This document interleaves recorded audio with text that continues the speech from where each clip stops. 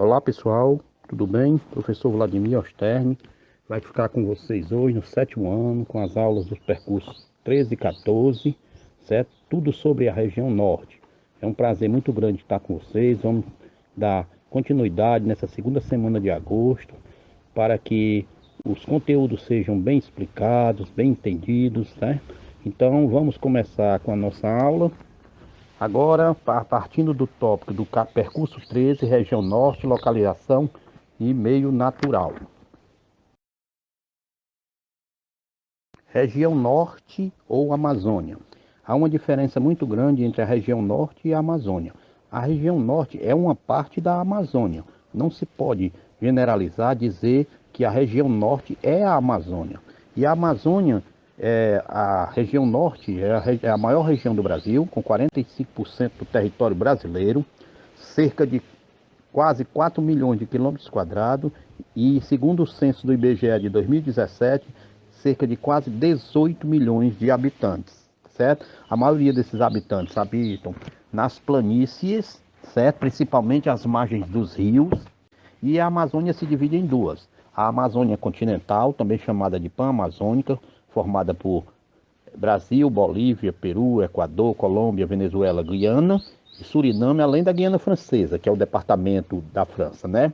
Ela ocupa uma área de 6,5 bilhões de quilômetros quadrados e tem como característica comum a floresta amazônica, o clima equatorial e a bacia hidrográfica do rio Amazonas. Já a Amazônia Legal compreende a área total dos estados de Rondônia, Acre, Amazonas, Roraima, Amapá, Pará, Mato Grosso, Tocantins e parte do Maranhão. Bom salientar que o Maranhão, apesar de ser um estado do Nordeste, uma boa parte dele está na região equatorial, clima equatorial e não clima semiárido, apesar de ser um estado do Nordeste, tá ok?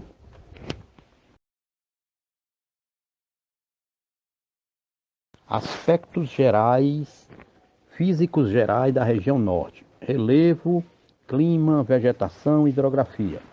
O relevo da região norte é predominantemente de planície, com altitudes que vão até 200 metros de altitude nessas planícies.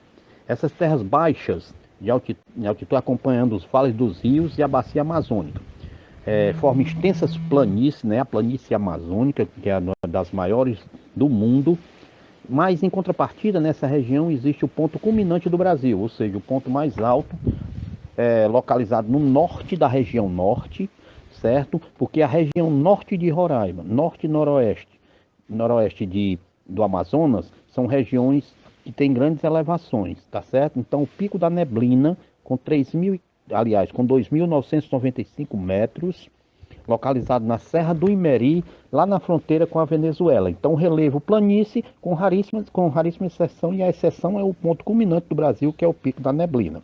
Já o clima, no norte, predomina o equatorial úmido, caracterizado por elevadas médias de temperatura. Equatorial porque é uma região próxima à linha do Equador. A linha do Equador é quente. Então, a capital Macapá é cortada pela linha do Equador. Então, o clima lá é quente. Em contrapartida, devido à evaporação dos rios, né, o ciclo da água lá, a evaporação constante, se torna essa região muito úmida, chove quase que todos os dias lá.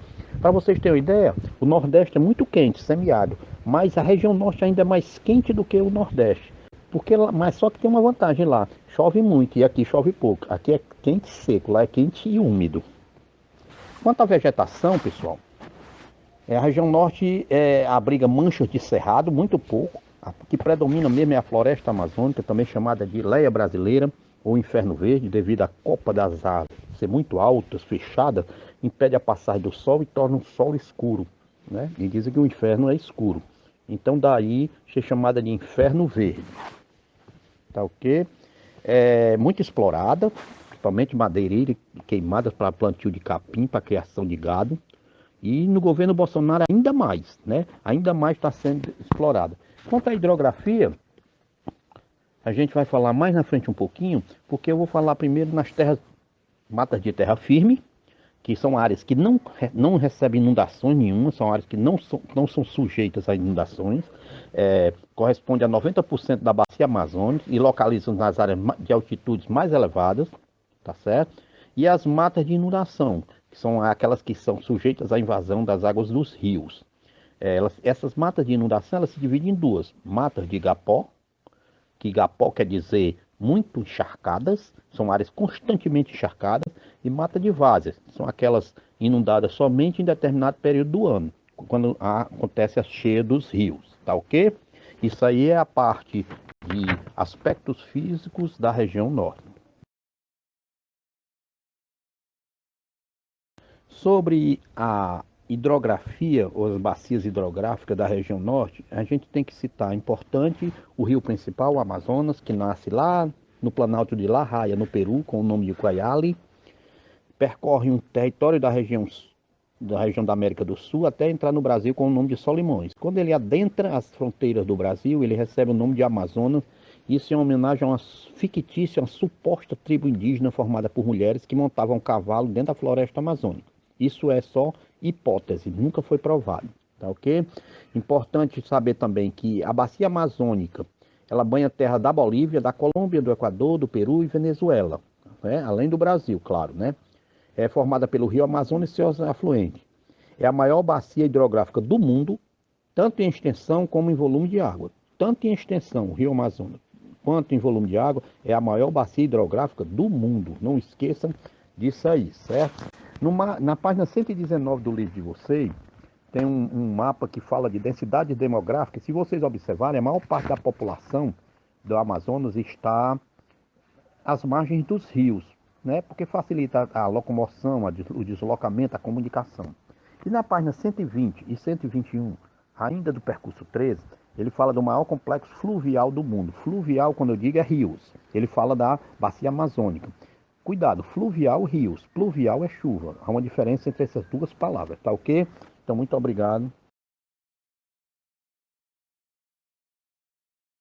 Agora no percurso 14, o tema do percurso 14 é a região norte, a construção dos espaços geográficos, na página 124 do livro de vocês. Ele fala primeiro na construção do espaço geográfico de 1500 a 1930.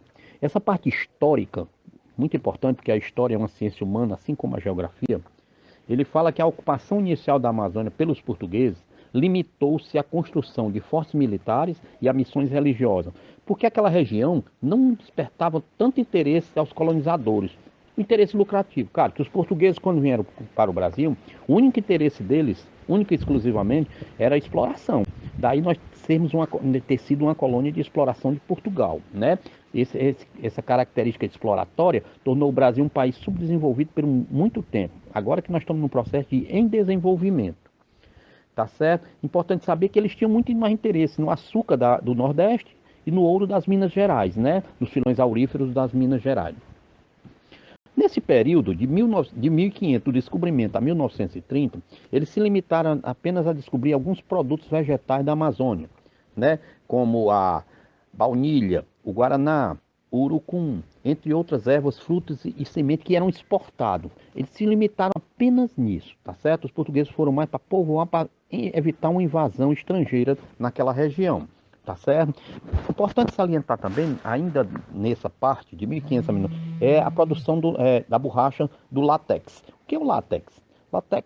O látex é um líquido tirado de uma árvore chamada seringueira, que serve para a produção de borracha.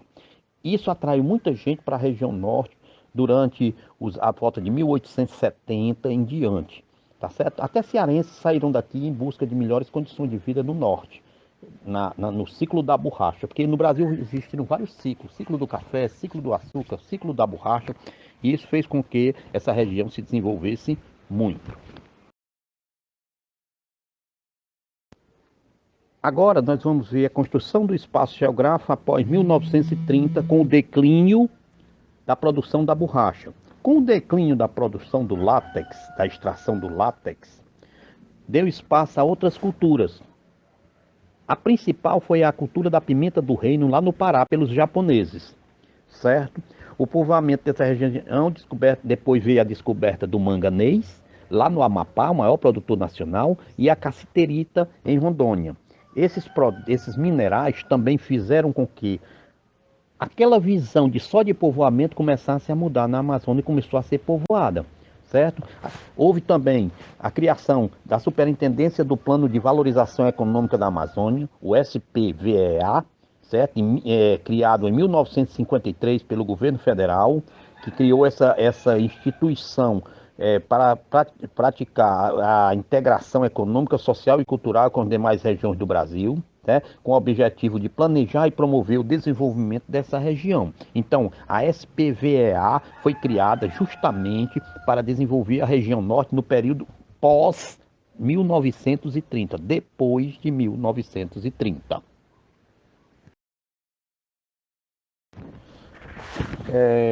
A Sudã e o governo dos militares. O governo militar foi o governo de 1964 a 1985, foi a ditadura militar no Brasil. Desde o golpe de 64, de 31 de março de 64, que eles tomaram o poder, através do primeiro presidente golpista foi Humberto de Alencar Castelo Branco, que era cearense, certo? E o último foi o general João Batista de Oliveira Figueiredo, certo? Em 85 acaba com a ditadura, com a redemocratização do país. É importante salientar que nesse período eles criaram a Sudã, a Superintendência do Desenvolvimento da Amazônia, tá certo? Criada em 1966 para substituir o SPVEA, e tinha como objetivo planejar, inspecionar e conduzir o desenvolvimento da Amazônia e sua integração espacial, tá certo? Criaram também o Plano de Integração Nacional, a construção de rodovias na Amazônia, Transamazônica. Foi o período negro da história do Brasil, porque nesse período foi que o país mais se endividou. A dívida externa do Brasil no governo dos militares quase que triplicou com o FMI, o Fundo Monetário Internacional. Então, obras como a Transamazônica, por exemplo, hoje, liga nada, uma rodovia que liga nada a lugar nenhum. É uma rodovia que está abandonada.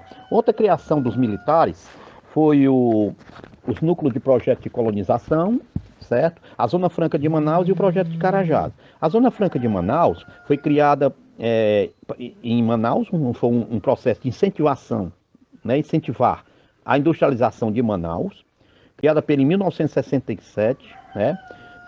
Pela Suframa, que é a Zona Franca de Manaus, com o objetivo de produzir lá todos os equipamentos que a região norte precisava para evitar a compra de São Paulo, que em São Paulo era o maior parque industrial, é ainda o maior parque industrial do Brasil, e tudo que era produzido na região norte de equipamento, de maquinário, tinha que pegar em São Paulo. Com a Zona Franca de Manaus, tudo se tornaria mais fácil.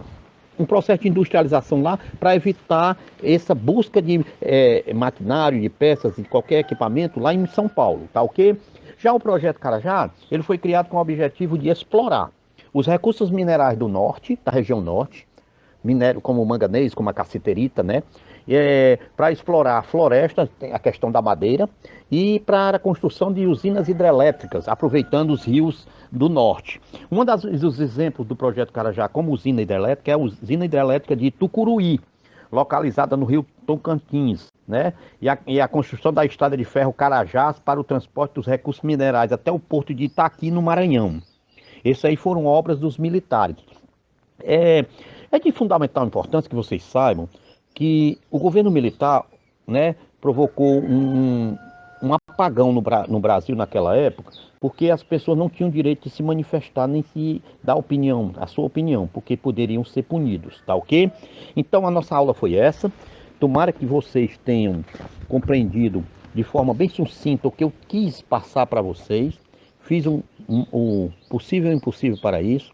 Queria agradecer a todos que colaboraram para isso, tá certo? As escolas que eu trabalho, Curralinho e João Caminha, aos técnicos da secretaria e a todas as pessoas que estão em volta desse trabalho para fazer que a educação de Cascavel seja sempre, sempre, sempre maior. Obrigado.